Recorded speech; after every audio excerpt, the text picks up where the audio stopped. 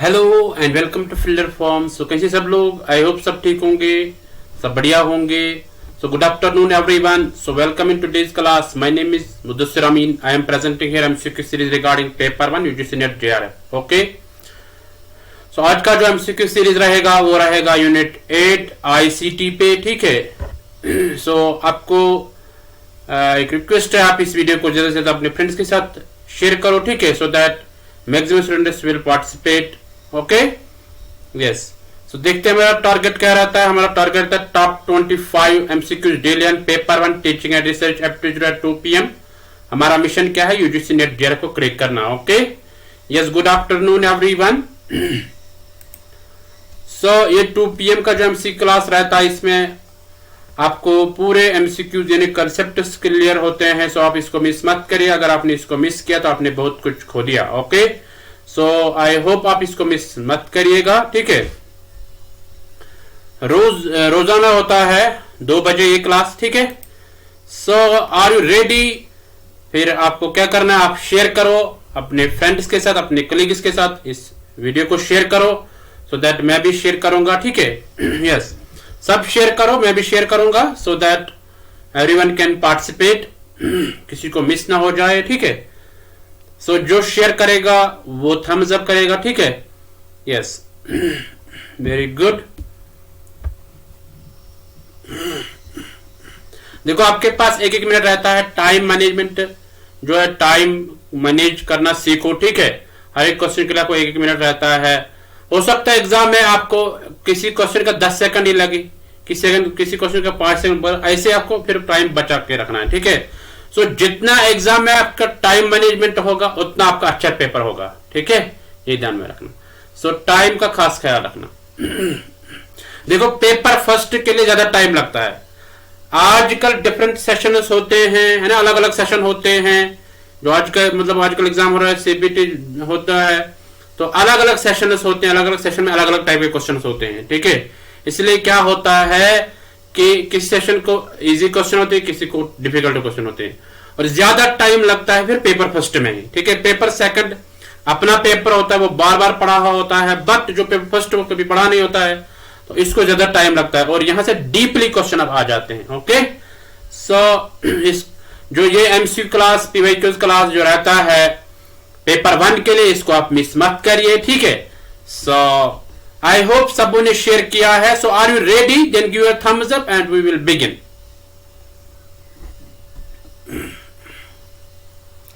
So let's begin there. Let's get started. Let's start our today's MCQ series. So ये रहा आपके screen पे question number 1, इसको पढ़वा पर आंसर करो। Modern computers are very reliable but they are not.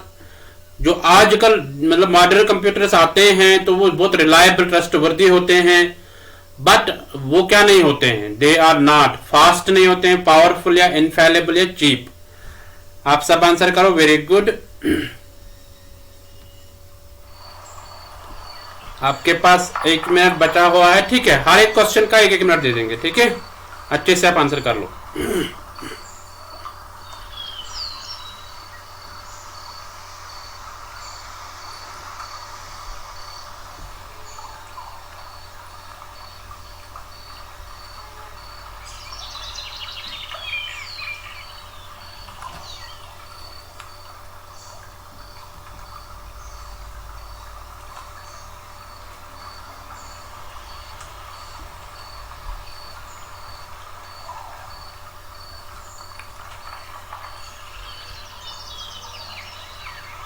बहुत अच्छा, सब आंसर करो, सबों का आंसर आना चाहिए।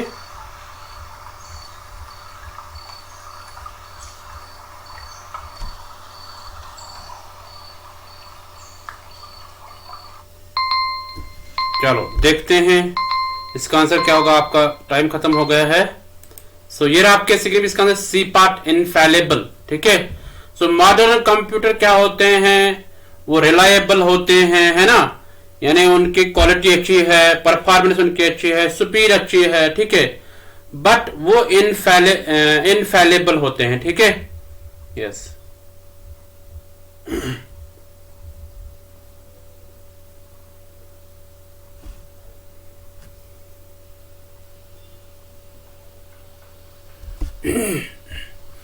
यानी वो कोई मिस्टेक नहीं कर सकते हैं, ठीक है। दे आर नॉट इनफैलेबल, यानी वो कोई मिस्टेक नहीं कर सकते हैं या कोई कुछ रॉन्ग नहीं कर सकते हैं, ठीक है। सो मॉडर्न कंप्यूटर्स क्या है, वो रिलायबल है, गुड क्वालिटी के है, ट्रस्ट वर्दी होते हैं, ठीक है। But they are not infallible, वो कोई मिस्टेक नहीं कर सकते हैं। इनफैलेबल मीन्स मिस्टेक करना, ठीक है। इनकेपेबल ऑफ मिस्टेक, यानी जो मिस्टेक नहीं करेगा, ठीक है। समझ में आ रहा है, मतलब इनफैलेबल मीन जो मिस्टेक नहीं करे, जो गलती नहीं करेगा, यानी जो गलत नहीं दिखाएगा, जो रिजल्ट गलत नहीं दिखाएगा, that is infallible. Okay, so I hope you got it. So ये नहीं कर सकता है, ठीक है, या दे आर नॉट इनफैलेबल, वो कोई गलती नहीं कर सकते हैं ना, उसमें कोई गलती नहीं रह सकते, उसमें कोई मिस्टेक नहीं रह सकती, ध्यान में रखना। Okay, so I hope you got it. चलते क्वेश्चन नंबर 2 को इस सब पढ़ो और आंसर करो।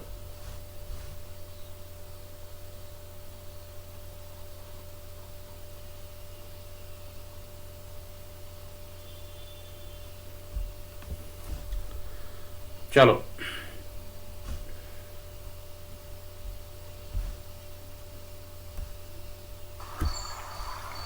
Personal computers use A number of chips mounted on A main circuit board. Personal computers use करते हैं, उसमें इस्तेमाल होते हैं नंबर ऑफ चिप्स, ठीक है, जो मेन सर्किट बोर्ड पे होते हैं। What is the common name for such boards, उन बोर्ड्स को क्या कहते हैं, उस बोर्ड को क्या कहते हैं। ए है डॉटर बोर्ड, बी है मदर बोर्ड, सी है फादर बोर्ड, डी है डैश बोर्ड, है ना। यस, इजी क्वेश्चन है, ज्यादा डिफिकल्ट क्वेश्चन नहीं है, मतलब ज्यादा हम इसको सुनते आए हैं, है ना। इस क्वेश्चन को जब भी कंप्यूटर को पढ़ते हैं, इसको जरूरी पढ़ते हैं, इस क्वेश्चन को, है ना। तो ये क्वेश्चन सबों को आना चाहिए, जिसको नहीं आया होगा उसको बहुत हार्ड वर्क करने की जरूरत है, ठीक है। सब आंसर करो, वेरी गुड। यानी पर्सनल कंप्यूटर जो है उसमें यूज होते डिफरेंट नंबर ऑफ चिप्स होते हैं, है ना, एक सर्किट बोर्ड में, उसको क्या कहते हैं, उस बोर्ड को।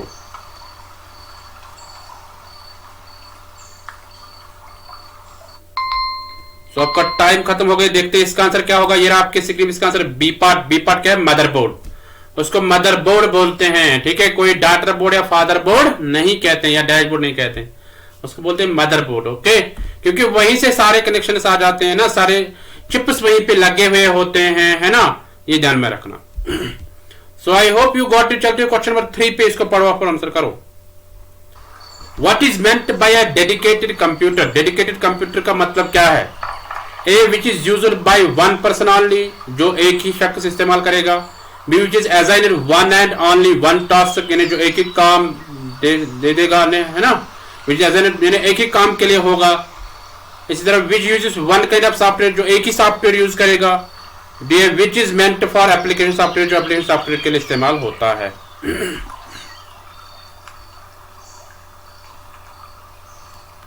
चलो सब आंसर करो, वेरी गुड, सबको का आंसर आना चाहिए, बहुत अच्छा।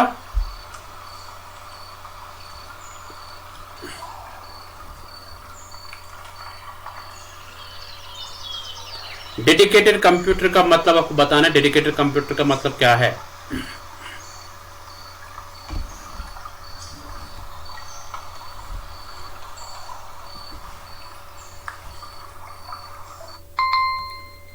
यहां पे आपका टाइम खत्म हो गया है, देखते हैं इसका आंसर क्या होगा। ये रहा आपके स्क्रीन पे इसका आंसर, बी पार्ट, है ना, विच is assigned one and only one task.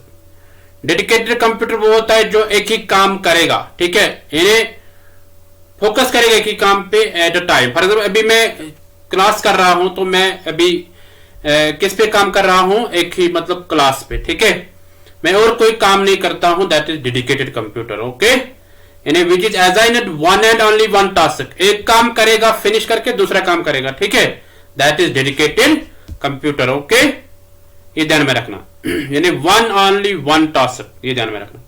So I hope you got it. चलते क्वेश्चन नंबर 4 पे, इसको पढ़ो और आंसर करो। The system unit of a personal computer typically contains all of the following except, यानी जो सिस्टम यूनिट होता है पर्सनल कंप्यूटर का, उसमें होते हैं सारे, बट इसमें एक चीज नहीं होता है। क्या नहीं होता है। ए माइक्रो प्रोसेसर, क्या ये नहीं होता है। बी डिस्क कंट्रोल, क्या ये नहीं होता है। सी सीरियल इंटरफेस, डी है मोडेम, ठीक है, सब आंसर करो, वेरी गुड।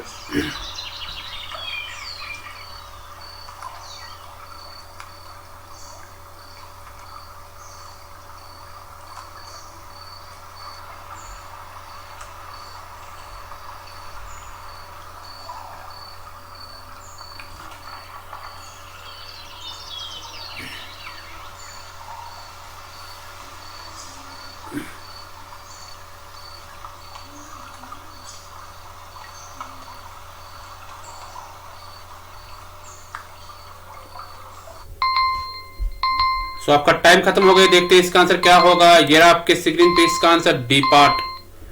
डी पार्ट क्या है? मॉडेम, है ना। यानी मॉडेम जो है इसमें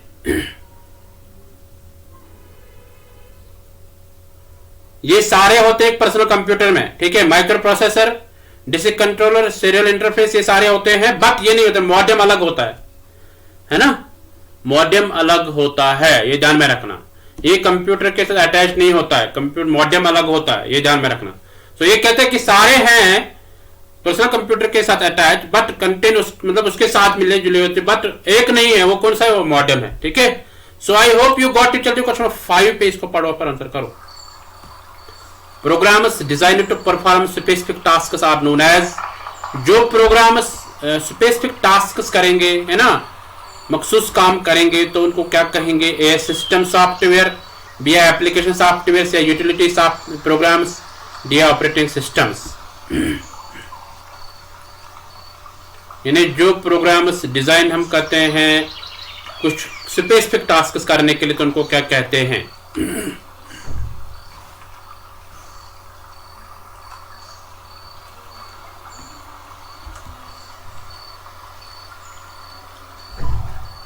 चलो सब उनका आंसर। जो भी लाइव देख रहे हैं, एक लाइव चैट ऑप्शन आ जाता है, कुछ स्टूडेंट्स को पता नहीं होता है सर, फिर वो कमेंट सेक्शन में बोलते हैं सर हम कहां से आंसर करें लाइव चैट में। 2 बजे से स्टार्ट होता है, 50 मिनट्स का क्लास रहता है, कभी 45 मिनट्स का रहता है। तो आपको एक ऑप्शन आता है लाइव चैट, वहां से आप आंसर कर लो, ठीक है। तो आपका टाइम खत्म हो गया, देखते हैं इसका आंसर क्या होगा। ये आपके स्क्रीन पे इसका answer B part. B part क्या? Application software. यानी जो प्रोग्राम डिजाइन किए जाते हैं एक स्पेसिफिक एक मखसूस काम करने के लिए, तो उसको क्या कहते हैं? एप्लीकेशन सॉफ्टवेयर, ठीक है। So I hope you got it. यानी जैसे हम बोलेंगे कोई माइक्रोसॉफ्ट ऑफिस है ना, उसमें MS वर्ड है, वर्ड अलग फंक्शन करता है, ऐसे पावर पॉइंट अलग फंक्शन करता है, एक्सेल अलग फंक्शन करता है, स्पेसिफिक टास्क करते हैं वो, ठीक है। That is application software, okay. So I hope you got it. चलते हैं क्वेश्चन नंबर 6 पे, इसको पढ़ो पर आंसर करो। The time during which a job is processed by the computer is,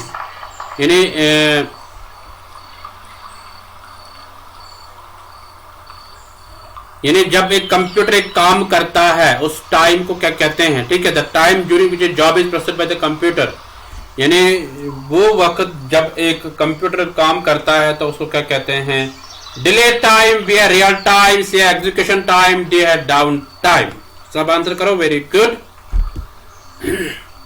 यानी जो जब भी कोई कंप्यूटर मतलब अपना काम करता है ना, वर्क करता है, तो यानी किस वक्त के लिए वो काम करता है, तो यानी उस वक्त को जिस वक्त वो काम करता होगा, तो उस वक्त उसको क्या बोलते हैं? है डिले टाइम, भी है रियल टाइम, से एग्जीक्यूशन टाइम, भी है डाउन टाइम। सब आंसर करो, वेरी गुड।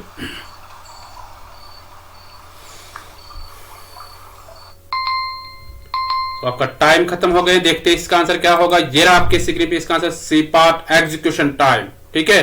सो एग्जीक्यूशन टाइम तब कहते हैं, execution time is a time जब कंप्यूटर एक मतलब काम करता है, जब उसमें प्रोसेसिंग होती है ना, तब उसको एग्जीक्यूशन टाइम बोलते हैं, okay. So I hope you got it. चलिए क्वेश्चन 7 पे, इसको पढ़ो और आंसर करो।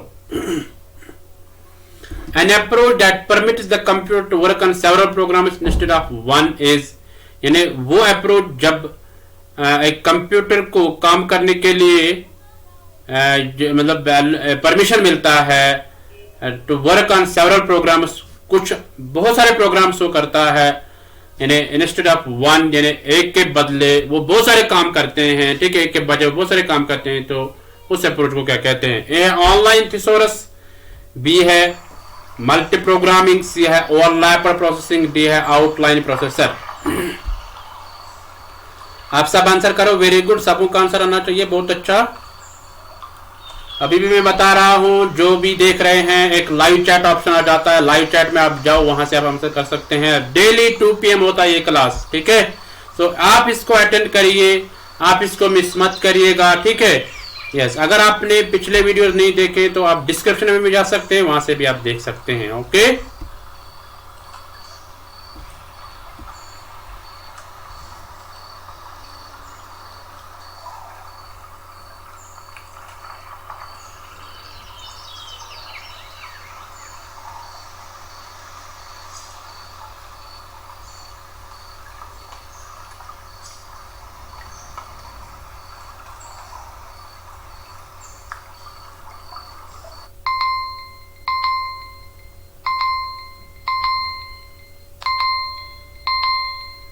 आपका टाइम खत्म हो गया। देखते हैं इसका आंसर क्या होगा। ये रहा आपके सामने इसका आंसर सी पार्ट। ठीक है, तो C part is the correct answer, overlapped processing. यानी उस अप्रोच को क्या कहते हैं, जब कंप्यूटर काम करता होगा डिफरेंट प्रोग्राम्स पे, ठीक है, डिफरेंट प्रोग्राम्स उसमें हो रहे होंगे, तो उस वक्त उसको क्या बोलते हैं, उसको बोलते हैं ओवरलैप्ड प्रोसेसिंग। मल्टी प्रोग्रामिंग हम नहीं बोलेंगे, ठीक है। मल्टी प्रोग्रामिंग डिफरेंट प्रोग्राम्स होते हैं, ठीक है। यहाँ पे सेवरल प्रोग्राम, बट मतलब एक कंप्यूटर पे डिफरेंट प्रोग्राम्स होते हैं, है ना। हाँ, ये ध्यान में रखना। सो ओवरलैप्ड प्रोसेसिंग उसको बोलते हैं, ठीक है। यस, ओवरलैप करना काम को, ठीक है, यानी डिफरेंट वर्क्स को करना। So I hope you got it. चलते क्वेश्चन नंबर 8 पे, इसको पढ़ो और आंसर करो। The term gigabyte refers to, gigabyte का मतलब क्या है। यहाँ पे ए है 1024 बाइट्स, बी है 1024 किलोबाइट्स, सी है 1024 मेगाबाइट्स, डी है 1024 गीगाबाइट्स। सब आंसर करो, वेरी गुड। सबों का आंसर आना चाहिए, बहुत अच्छा।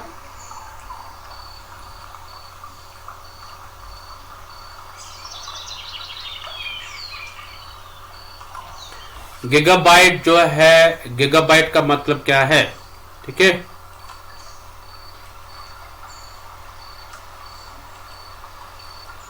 बहुत अच्छा, सब आंसर करो, वेरी गुड।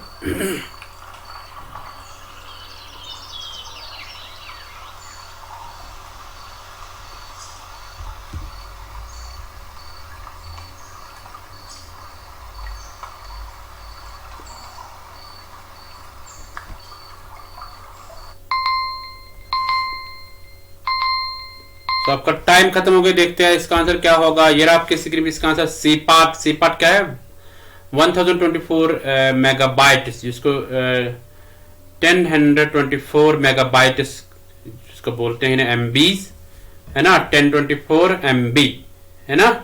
तो ये कहलाता है गीगाबाइट, है ना, ये ध्यान में रखना। इन्हें 1024 बाइट्स होते हैं, ये 1 किलोबाइट, है ना। ऐसे 1024 किलोबाइट्स होते हैं 1 MB, 1 megabyte.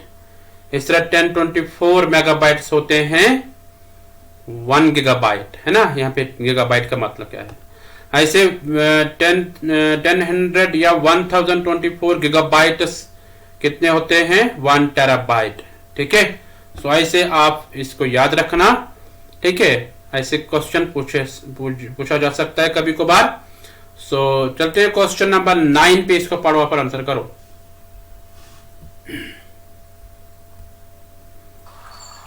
The device that provides information which is sent to the CPU is termed as, यानी वो डिवाइस जो हमें इंफॉर्मेशन देता है, जो सीपीयू को भेजा जा सकता है ना, जो इंफॉर्मेशन सीपीयू को भेजा जा सकता है, उसको क्या कहते हैं। ए है इनपुट, बी है आउटपुट, सी है सीपीयू, डी है मेमोरी। सब आंसर करो, वेरी गुड। सबों का आंसर आना चाहिए, बहुत अच्छा।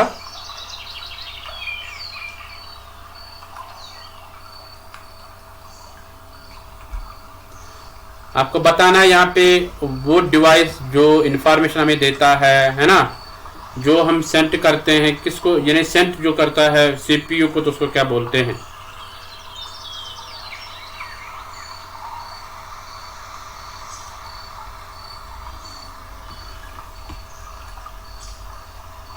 वेरी गुड, सबों का आंसर आना चाहिए, बहुत अच्छा। तुरंत आंसर करो। सो देखते हैं इसका आंसर क्या होगा। ये रहा आपके स्क्रीन पे इसका answer A part. A part क्या है, इनपुट, यानी हम डायरेक्टली इनपुट देते हैं, है ना, कीबोर्ड से हम इनपुट देते हैं, तो वो सीपीयू में चला जाता है। वहां पे एएलयू है ना, अरिथमेटिक लॉजिक यूनिट है। सो अरिथमेटिक यूनिट जो है वो अलग काम करता है, वो दिखाता है कि यानी इसमें कौन सा ऑपरेशन करना है, ठीक है, कौन से मतलब काम करना है, चाहे मैथमेटिकल कैलकुलेशन करनी होगी, चाहे कंपैरिजन करना होगा, ठीक है। तो लॉजिक यूनिट से कंपैरिजन होता है। Okay, so I hope you got it, यानी हम उसको इनपुट कहते हैं, ठीक है। हाँ, जो इंफॉर्मेशन किसको दी जाती है, जो सीपीयू में डायरेक्ट जाती है। Okay, so I hope you got it. चलते हैं क्वेश्चन नंबर 10 पे, इसको पढ़ो और आंसर करो। The type of media with varying capacity that is used in the storage subsystem in a microcomputer is यानी वो मीडिया जिसमें एक मतलब चेंजेबल कैपेसिटी होती है ना, कैपेसिटी चेंज हो जाती है, तो उसको इस्तेमाल करते हैं ना इन द स्टोरेज सब system in micro computer is, यानी उस मीडिया को क्या कहते हैं, मेमोरी और वीडियो, या मैग्नेटिक और ऑप्टिकल, या ऑप्टिकल और मेमोरी, डी है वीडियो और मैग्नेटिक। सब आंसर करो, वेरी गुड।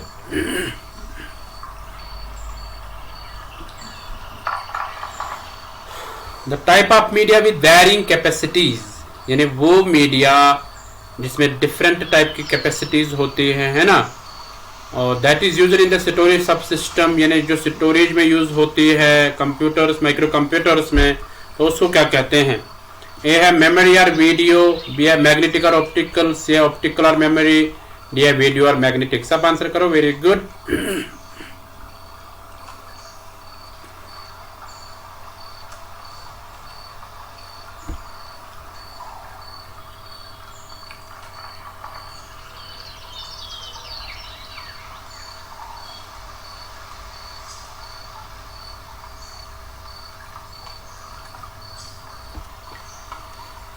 सबों का आंसर आना चाहिए, बहुत अच्छा। तो ये आपका टाइम खत्म हो गया है। देखते हैं इसका आंसर क्या होगा। ये आपके स्क्रीन पे इसका answer B part. B part क्या है, मैग्नेटिक और ऑप्टिकल, मैग्नेटिक और ऑप्टिकल, ठीक है। वो मीडिया जिसमें डिफरेंट टाइप के कैपेसिटीज होती है और जो स्टोरेज के लिए इस्तेमाल होता है माइक्रो कंप्यूटर्स में, तो उसको क्या बोलते हैं, मैग्नेटिक और ऑप्टिकल, ठीक है। So I hope you got it. चलते क्वेश्चन नंबर 11 पे, इसको पढ़ो आप और आंसर करो। Which is considered a direct entry input device? Direct entry input device उसको कहते हैं। A optical scanner, B है mouse and digitizer, C है light fan, D है all the above। आप सब आंसर करो, वेरी गुड। आपको बताना यहाँ पे डायरेक्ट एंट्री किससे होती है, ठीक है, किस डिवाइस से डायरेक्ट एंट्री होती है, किसको डायरेक्ट एंट्री इनपुट डिवाइस कहते हैं। सो ये बताना है आपको यहाँ पे।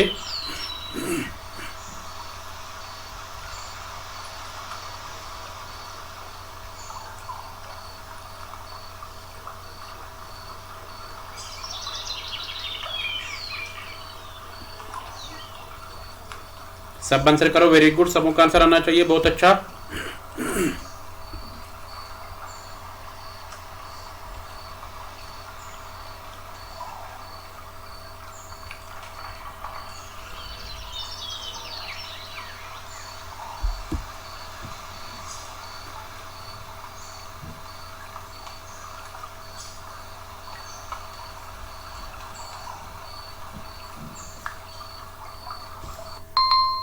सो ये टाइम खत्म हो गया आपका। सो देखते हैं इसका आंसर क्या होगा। ये आपके स्क्रीन में इसका answer D part. D part क्या, ऑल द अबव, यानी ये सारे आ जाएंगे। डायरेक्ट एंट्री इनपुट डिवाइसेस होते हैं।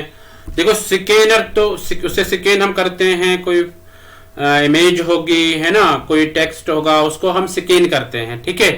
हाँ, तो that is also input device, direct entry होती है उससे। माउस से भी, जो हम माउस यूज करते हैं है ना, जो माउस हम यूज करते हैं उससे क्लिक करते हैं तो उससे भी डायरेक्ट हो जाता है। डिजिटाइजर से भी डायरेक्ट हो जाता है, लाइट पेन से भी डायरेक्ट हो जाता है, ठीक है। सो ये कुछ सारे डिवाइसेस जो है, ये सारे इनपुट डिवाइसेस है, okay. So I hope you got in all the above. इन्हें समझो यहाँ पे क्वेश्चन क्या कह रहा है, डायरेक्ट इनपुट डिवाइस कौन सा है, ठीक है। डायरेक्टली जिससे हो जाता है काम, मतलब डायरेक्टली जिससे इनपुट ऐड होता है, ठीक है। यस, सो ये सारे ऐसे हैं, okay. So I hope you got it. चलते क्वेश्चन नंबर 12 पे, इसको पढ़ो आप और आंसर करो।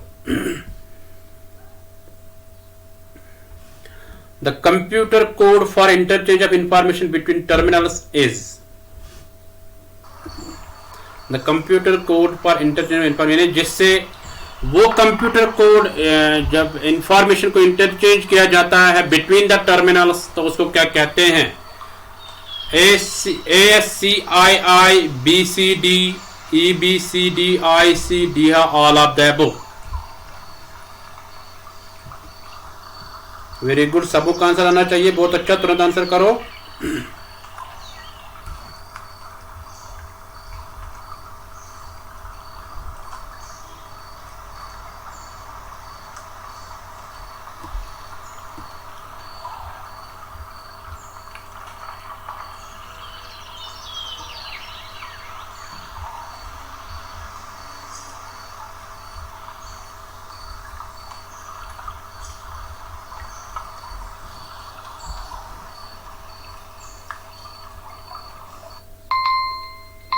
सो ये आपका टाइम खत्म हो गया है। देखते हैं इसका आंसर क्या होगा। ये रहा आपके स्क्रीन में इसका आंसर। ए पार्ट क्या है? ASC American standard code for information interchange. ठीक है, हाँ, American standard code for information interchange. तो यहाँ पे ये कोड यूज होता है ना, to interchange the information between the terminals. ठीक है, so I hope you got it. मैंने कल भी बोला था ये BCD का मतलब क्या है, अगर अपनी क्लास को देखा होगा है ना, तो मैंने वहां पे बोला है बाइनरी कोड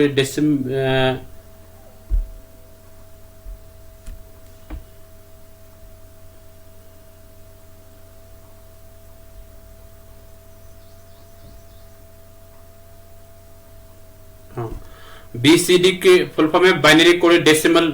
सो ABCDIC मैंने बोला है। A stands for extended, B stands for binary, C stands for coded, D stands for decimal, I stands for interchange, C stands for code. ठीक है, सो ये दो नहीं आएंगे, यहाँ पे इंफॉर्मेशन इंटरचेंज हो जाती है ASCII में। ठीक है, so I hope you got. देखो, अगर आप रोज क्लास को अटेंड करोगे सो आपको ये चीजें डेली माइंड में रहेंगे। ठीक है, तो कल का आपको पूछा जाएगा इनकी फुल फॉर्म, तो आपको याद रहेगा। ठीक है, so I hope you got it.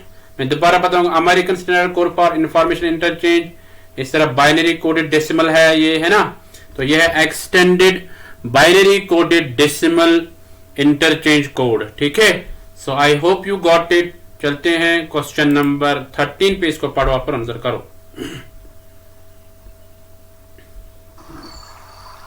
Which part of the CPU performs calculations and makes decisions? यानी इनमें से कौन सा कंप्यूटर का यानी CPU का पार्ट है जो कैलकुलेशंस करता है और डिसीजंस देता है। ठीक है, ए है अरिथमेटिक लॉजिक यूनिट, बी है अल्टरनेटिंग लॉजिक यूनिट, सी है अल्टरनेट लोकल यूनिट, डी है अमेरिकन लॉजिक यूनिट। सब आंसर करो, वेरी गुड।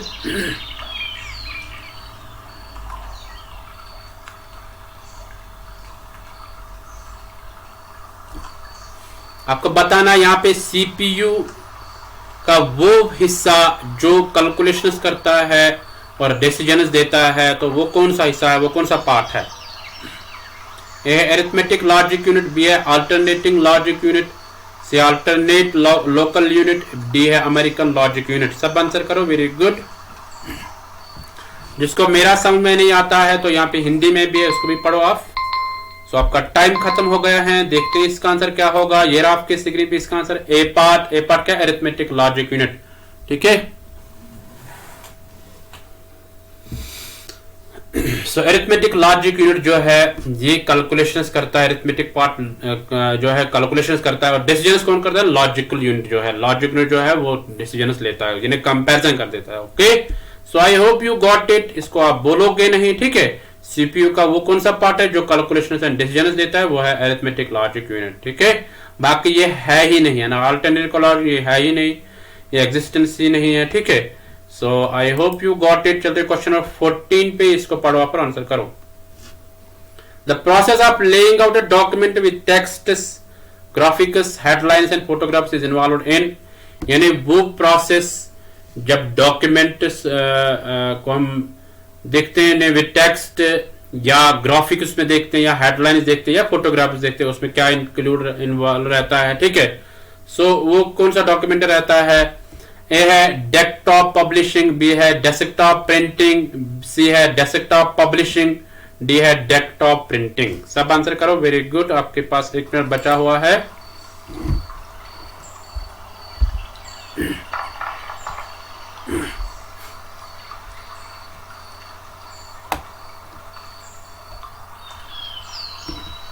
आपको बताना यहाँ पे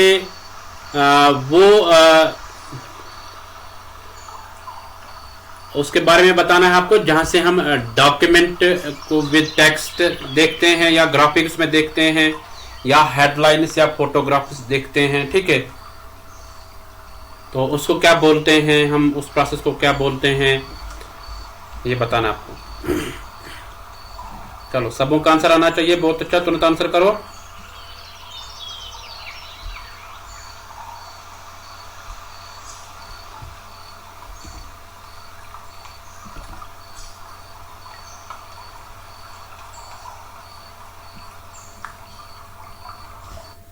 सो ये आपका टाइम खत्म हो गया। देखते हैं इसका आंसर क्या होगा। ये रहा आपकी स्क्रीन पे इसका आंसर सी पार्ट क्या है, डेस्कटॉप पब्लिशिंग। ठीक है, सो डेस्कटॉप पब्लिशिंग से हम क्या देखते हैं, हम डॉक्यूमेंट्स में टेक्स्ट देखते हैं, ग्राफिक्स, हेडलाइंस या फोटोग्राफ्स। ओके, सो ये वो प्रोसेसिंग है, ये वो प्रोसेस है ना।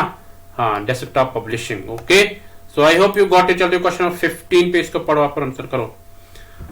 The transfer of data from one application to another line is known as, यानी जब हम डेटा को ट्रांसफर करते हैं एक एप्लीकेशन से दूसरे लाइन तक, तो उसको क्या कहते हैं। ए है डायनामिक डिस्क एक्सचेंज, बी है डॉजी डेटा एक्सचेंज, सी है डॉगमेटिक डेटा एक्सचेंज, डी है डायनेमिक डेटा एक्सचेंज। सब आंसर करो। Very good.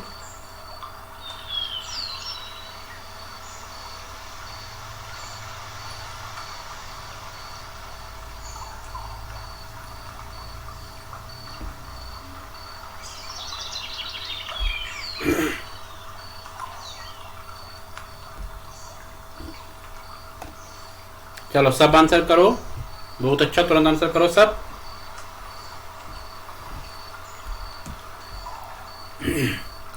जब एक एप्लीकेशन से दूसरे तक हम करते हैं डेटा को ट्रांसफर, तो उसको क्या बोलते हैं।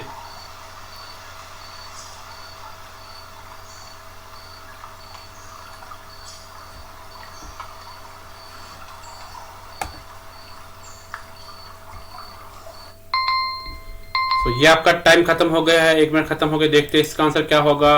D part is the correct answer. ठीक है, डायनामिक डेटा एक्सचेंज। सो इसको आप ठीक करना जिसका गलत हो गया है। ठीक है, so dynamic data exchange is the correct answer. Okay, हाँ, डायनामिक में चेंजेबल, यानी चेंज कर सकते हैं हम डेटा को from one application to another. ठीक है, एक्सचेंज कर सकते हैं उसको। ठीक है, यस। डिस्क को हम एक्सचेंज नहीं कर सकते हैं ना, डॉजी ये भी नहीं आएगा। तो डायनामिक, ठीक है, ये ध्यान में रखना। एक होता है स्टैटिक, दूसरा होता है डायनामिक। स्टैटिक मीन्स कि यानी वो कांस्टेंट रहता है, हम ट्रांसफर नहीं कर सकते। Dynamic mean changeable. Okay, so I hope you got it. चलते क्वेश्चन नंबर 16 पे, इसको पढ़ो पर आंसर करो। An application program that helps the user to change any number and immediately see the result of that change is, यानी यहाँ पे वो एप्लीकेशन बतानी है, वो एप्लीकेशन प्रोग्राम बतानी जो हमें हेल्प करता है कि हम चेंज करते हैं किसी नंबर को, इमीडिएटली हम रिजल्ट भी देखते हैं उसी में। यानी एक एप्लीकेशन प्रोग्राम होता है जो हेल्प करता है एक यूजर को, ठीक है, एक नंबर को चेंज करने में, और उसके बाद हम रिजल्ट भी देखते हैं, तो उसको क्या बोलते हैं। ए है डेस्कटॉप पब्लिशिंग प्रोग्राम, बी है डेटाबेस, सी है स्प्रेडशीट, डी है ऑल द अबव। सब आंसर करो। Very good.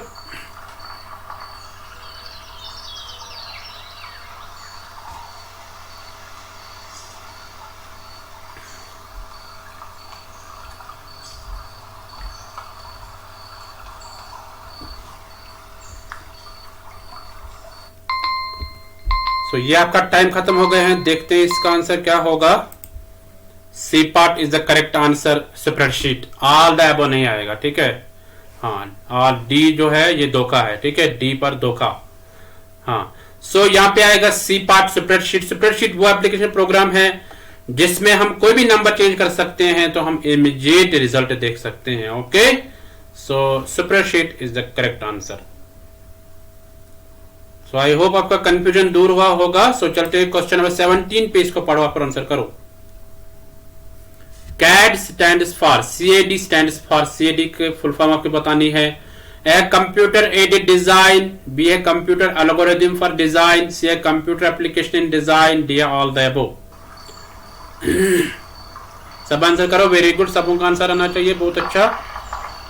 आपको यहाँ पे CAD की फुल फॉर्म बतानी है। CAD stands for computer aided design, B a computer algorithm for design, C a computer application in design, D all the above.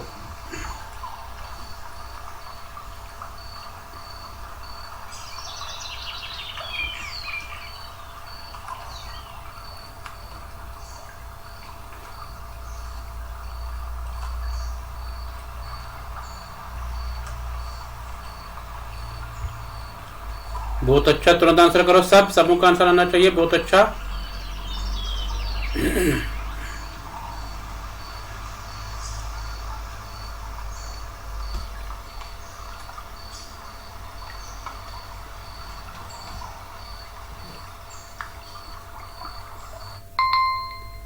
तो ये आपका टाइम खत्म हो गया। देखते हैं इसका आंसर क्या होगा। ये रहा आपके स्क्रीन पे इसका answer. A part computer aided design, CAD stands for computer aided design, ये ध्यान में रखना। कंप्यूटर एल्गोरिथम पर डिजाइन नहीं है, कंप्यूटर एप्लीकेशन डिजाइन भी नहीं है, ऑल दैट वो भी नहीं आएगा। ठीक है, सो इसमें एक ही है, वो है कंप्यूटर एडेड डिजाइन, ये इसकी फुल फॉर्म है। ठीक है, सो इसको आप भूलना नहीं, तो ये करेक्ट आंसर आएगा इसका। ठीक है, इसको करेक्ट कर लो आप। ओके, सो चलते क्वेश्चन नंबर 18 पे, इसको पढ़ो पर आंसर करो। Which of the following is required when more than one person uses central computer at the same time? यानी हमें उस वक्त क्या जरूरत पड़ती है जब मतलब एक से ज्यादा शख्स एक कंप्यूटर को यूज करेंगे सेम टाइम पे, है ना।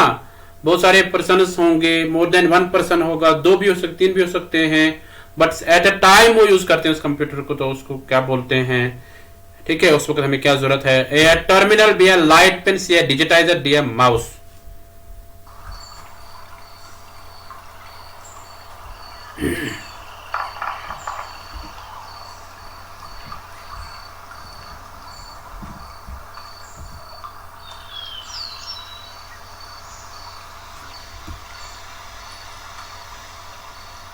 चलो सब आंसर करो, वेरी गुड, सबों का आंसर आना चाहिए, बहुत अच्छा। आपको बताना यहाँ पे हमें क्या जरूरत पड़ती है जब एक या एक से ज्यादा शख्स एक कंप्यूटर को यूज करते हैं एक ही टाइम पे, सेम टाइम पे, तो उसको क्या बोलते हैं। ए है टर्मिनल, बी है लाइट पेन, सी है डिजिटाइजर, डी है माउस। वेरी गुड, सबों का आंसर आना चाहिए, बहुत अच्छा, तुरंत आंसर करो।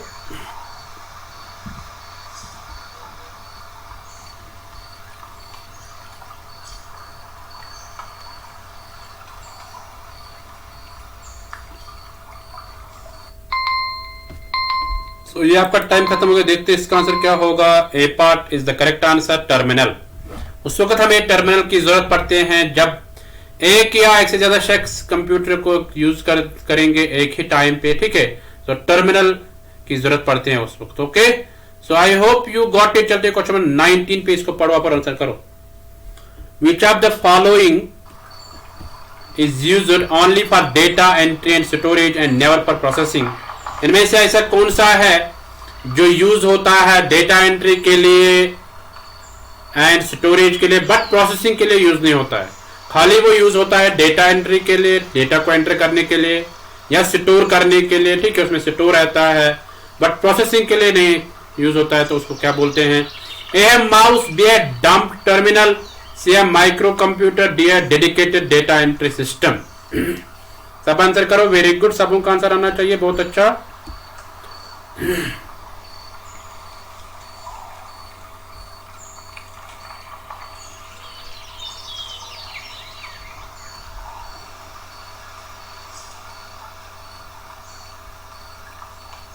खाली वो डेटा एंट्री के लिए इस्तेमाल होता है ना, डेटा को एंटर करने के लिए, स्टोरेज यानी उसको स्टोर रखते हैं, हाँ, बट प्रोसेसिंग के लिए इस्तेमाल नहीं होता। देखते हैं इसका आंसर क्या होगा। ये आपके स्क्रीन पे इसका answer B part, dumb terminal. ठीक है, डंप टर्मिनल प्रोसेसिंग के लिए इस्तेमाल नहीं होता है, इसको डेटा एंट्री के लिए इस्तेमाल करते हैं हम और स्टोरेज के लिए इस्तेमाल करते हैं।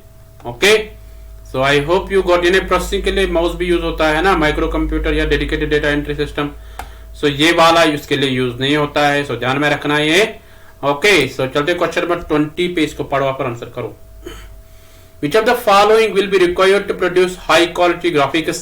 यानी कौन सा हम यूज करेंगे जिससे हाई क्वालिटी ग्राफिक्स हम प्रोड्यूस कर सकते हैं। ठीक है, ए है RGB मॉनिटर, बी है प्लॉटर, सी है इंकजेट प्रिंटर, डी है लेजर प्रिंटर। सब आंसर करो, वेरी गुड, सबों का आंसर आना चाहिए, बहुत अच्छा।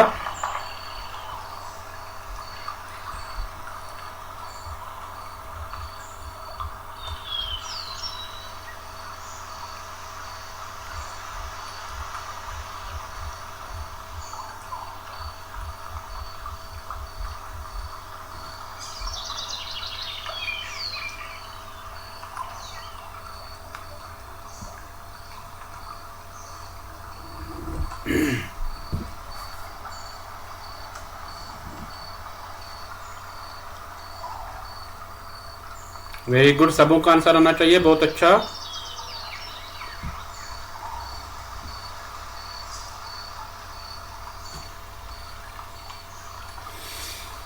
ये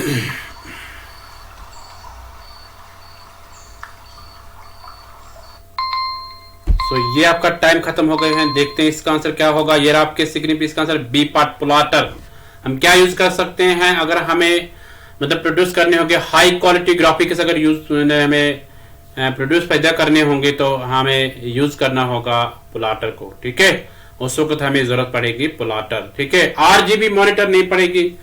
आरजीबी मॉनिटर होता है, यानी ये शॉर्ट फॉर्म है red green and blue monitor.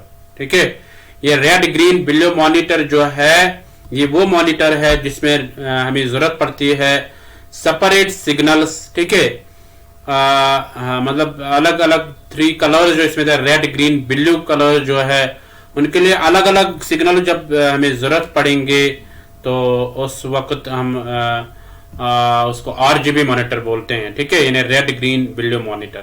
Plotter high quality graphics के लिए इस्तेमाल हो जाता है। ठीक है, जितने ज्यादा मतलब अच्छे ग्राफिक्स के पिक्चर्स चाहे होंगे, चाहे चार्ट्स होंगे, सो उनके लिए हम प्लॉटर यूज करते हैं। ठीक है, इस तरह जेट प्रिंटर और लेजर प्रिंटर ये नहीं आएंगे। ओके, ये हाई क्वालिटी के लिए इस्तेमाल नहीं होते हैं, तो ध्यान में रखना आप इसको।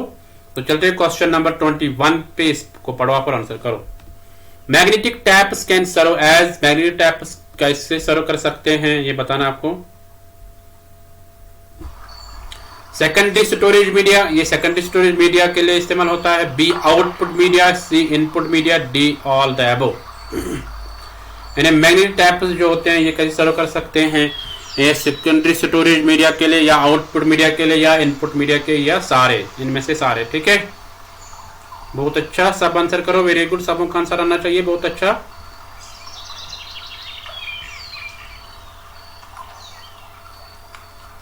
जिनको मेरा समझ में नहीं आता या इंग्लिश में भी समझ में नहीं आता, आपको हिंदी में दिया गया, हिंदी में आपको पढ़ना है और आंसर करना है। मैं दोबारा बताता हूँ, मैग्नेटिक टैप्स जो है वो कैसे सर्व कर सकते हैं। ये है सेकेंडरी स्टोरेज मीडिया, क्या ये सेकेंडरी स्टोरेज मीडिया है, क्या ये आउटपुट मीडिया है, क्या इनपुट मीडिया है, क्या या सारे हैं मैग्नेटिक टैप्स। ठीक है,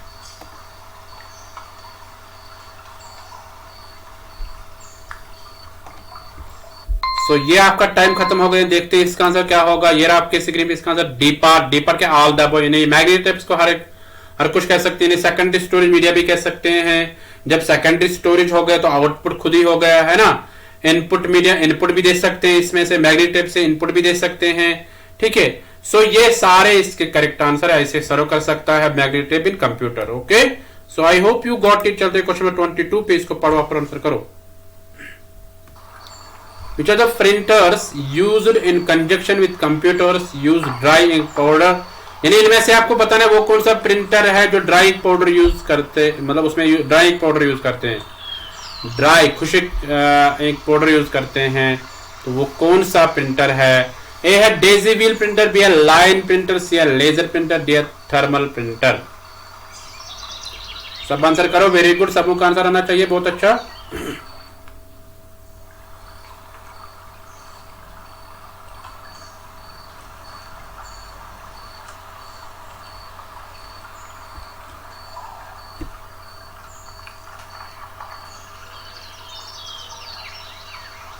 यानी इनमें से आपको बताना है ऐसा कौन सा प्रिंटर है जिसमें हम इस्तेमाल करते हैं ड्राई इंक पाउडर। ठीक है, ये बताना है आपको।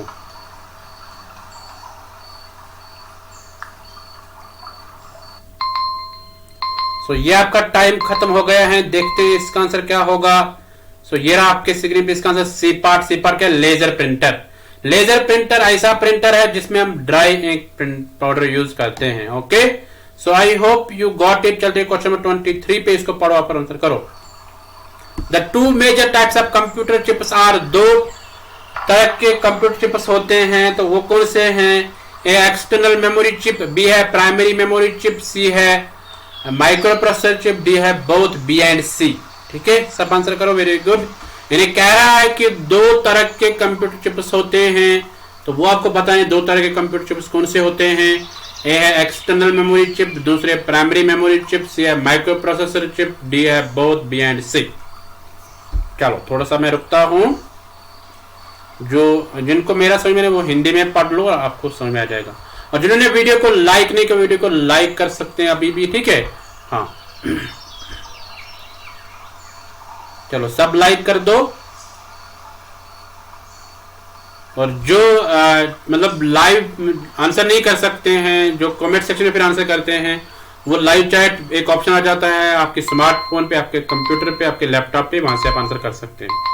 टाइम खत्म हो गए, देखते हैं इसका आंसर क्या होगा। ये रहा आपके स्क्रीन पे इसका answer, D part. D part क्या है? Both B and C. Okay, so I hope you got it. इन्हें दोनों प्राइमरी मेमोरी चिप और माइक्रो प्रोसेसर चिप उसको बोलते हैं। ओके, ये दोनों कंप्यूटर चिप्स है, दो मेजर टाइप के कंप्यूटर चिप्स है, एक है प्राइमरी मेमोरी चिप, दूसरा micro processor chip. Okay, so I hope you got it. चलते क्वेश्चन नंबर 24 पे, इसको पढ़ो और आंसर करो। What is the responsibility of the logical unit in the CPU of a computer? Logical unit की responsibility क्या है सीपीयू में?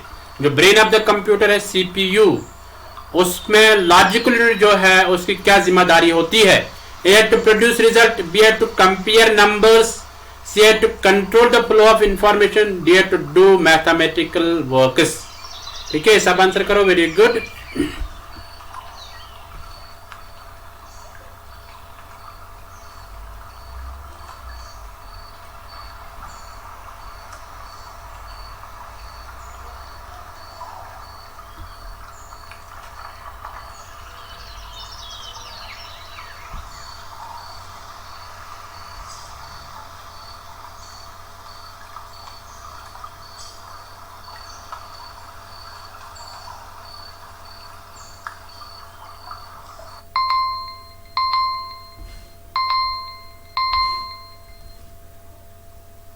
सो आपका टाइम खत्म हो गया है, देखते हैं इसका आंसर क्या होगा। ये आपके स्क्रीन पे इसका answer B part. B part क्या है? To compare numbers. ठीक है, हाँ ये ध्यान में रखना कि जो लॉजिकल यूनिट है उसका काम यही होता है कि यानी जो नंबर्स होते हैं, या हम बोलेंगे अल्फाबेट्स अगर होंगे, या अल्फाबेट्स या नंबर्स अल्फा न्यूमेरिक भी अगर होंगे, तो उनको कंपेयर कौन करता है? Logic unit, logical unit. Logical unit जो एएलयू का होता है एक पार्ट, ठीक है, सीपीयू के अंदर होता है, उसके अंदर होता है ये, तो वहां से उसका काम है लॉजिकल यूनिट का कंपेयर करना। ठीक है, कंपैरेटर भी उसको बोलते हैं, लॉजिकल यूनिट को कंपैरेटर भी बोलते हैं, यानी ये कंपेयर करते हैं। चाहे हम अल्फाबेट और नंबर डालेंगे तो वहां से उसको कंपेयर करता है, या नंबर्स को कंपेयर करता है। ठीक है, ये ध्यान में रखना। Okay, so I hope you got it. चलते ये है आज के एमसीक्यू सीरीज का लास्ट क्वेश्चन, क्वेश्चन नंबर 25। इसको पढ़ो पर आंसर करो। The secondary storage devices can only store data but they can not perform. Secondary storage devices जो है वो खाली स्टोर कर सकते हैं डेटा को, बट वो परफॉर्म नहीं कर सकते हैं। ठीक है, यस, ये ध्यान में रखना।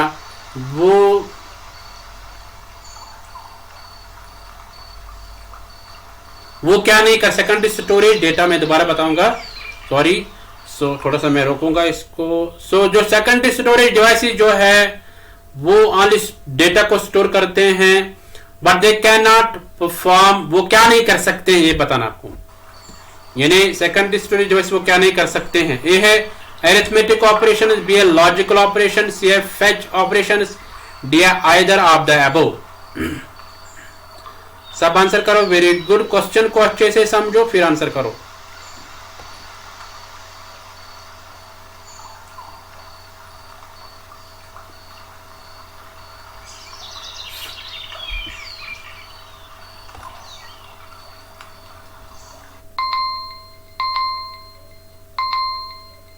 तो आपका टाइम खत्म हो गया, देखते हैं इसका आंसर क्या होगा। D part is the correct either of the above. देखो समझो यहाँ पे क्वेश्चन को, हेलो इसको समझो क्वेश्चन को क्या कह रहा है।